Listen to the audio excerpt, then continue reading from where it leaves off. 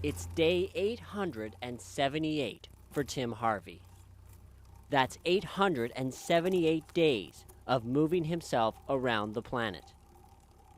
He's traveled by bike, by foot, by canoe, by rowboat, and by sail. Today, he'll be on his bike for 8 or 9 hours. I've hooked up with him in the mountains of Northern California to find out why he's been on the move for so long. For many reasons. One is a thirst for adventure and discovery. Another one is I want to show the world that if I can make it around the earth without burning emissions, then surely just about anyone can make it to work or school, and we can all cut a huge amount of emissions and stabilize the global climate. That's my hope. Harvey is almost home to Vancouver after 2.5 years on the road. I do feel a little bit sad to be coming to the end of this chapter, this 2.5-year chapter of constant struggle and challenge. I haven't seen my mother in 29 months, and that's just around the corner, so I'm excited too. He left Vancouver in June of 2004 with another adventurer, Colin Angus.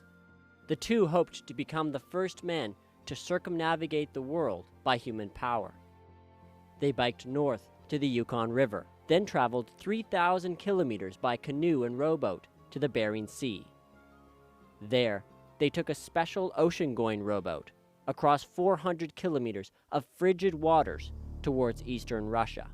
The most scared I've been in any moment would have been rowing on the Bering Sea with the broken hatch on our boat and just having towering waves appear out of the night and smashing our boat and having to try to steer the little rowboat through that chaos. After a month, they landed in the Russian port of Providenia. They teamed up with a translator. The three hiked 600 kilometers across the frozen tundra to suitable bike roads. They then began their 5,800-kilometer bike ride across eastern Russia and Siberia towards Moscow. It was tough, slow going. And somewhere along the way, Colin and Tim's relationship turned sour. We weren't united as a team, and at some point Colin cycled off ahead. We were going to meet up later on in Siberia, but by the time we got to the meeting point, Colin had cycled on again. Then we were going to meet up in Moscow, but by the time I got there, Colin was halfway through Europe, so it was over as a team. There was no style in the way that our team fell apart, cracked at the seams, and self-combusted. We said some things we shouldn't have. When Tim got an offer from a Turkish-American man to row the Atlantic with him, he jumped at it. He cycled across Europe in a month and a half to meet him. And I started egging Colin on a bit, saying, "Hey Colin, looks like I got a faster rowing teammate than you. Why don't we make it a race?" And whew, boy, did Colin ever have a fire underneath his pants at that point. And he just got on as fast as he could and started rowing. Things with Tim's newest partner didn't work out much better than with Colin. There were disagreements about which way they should go, and their boat began to fall apart in the Atlantic. They got stranded on the Canary Islands. Meanwhile, Colin and his girlfriend successfully rowed across the Atlantic and then biked home to Vancouver. So Colin won the race. I think he's happy about that. Back in the Canaries, Tim decided to give up his attempt to circumnavigate the Earth by human power. He was devastated. So I was down and out, and these Swedes whizzed by on their bicycle. I said, "Hey guys!" And they stopped. And we talked, and they said, "I'll come spend the night on our boat, mate. Don't sleep outside." And within an hour, they'd invited me to row or sail across the Atlantic with them. He was back on the water. And now, instead of a journey by human power, it would be a journey around the world without emissions. 33 days later, he arrived in Venezuela. It would be all bike from here, except for one final challenge, the Darien Gap. It's the thin sliver of land that joins North and South America. The area is so dense a road has never been built, and it's also full of guerrilla fighters. Tim bought a dugout canoe and paddled into the jungle.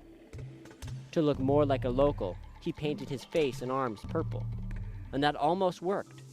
I had to go to shore and get some food, and this kid yelled, "Diablo!" when he saw me.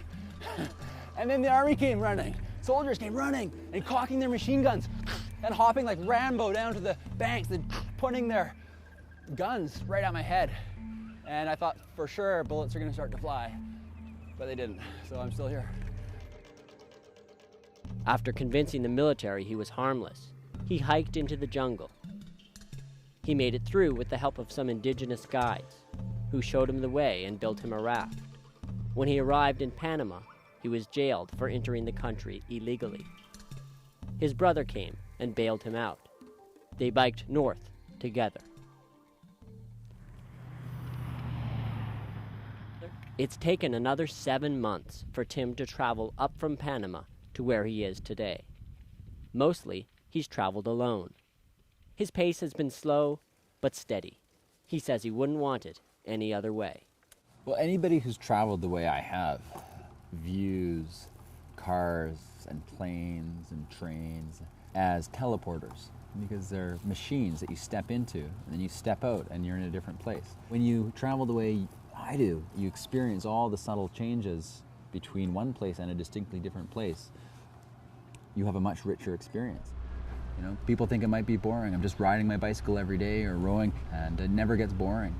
What it comes down to for me is that I'm in a constant state of awe and wonder at the diversity of the world. People in South America are really just down the street. You'll get there if you just ride your bicycle away from your front door. And that fact alone is amazing. It's profound. That understanding is really sunken in as I've moved around the earth.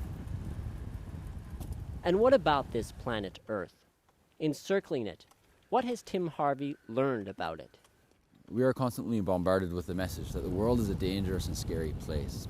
And yet, if you travel out into that scary world and do it in a careful way and relate to people in a way that isn't threatening and is respectful, they're going to take care of you, and the world will take care of you. So it's not nearly as dangerous as we perceive it to be. You can pass through it safely. It's just a matter of having the right frame of mind.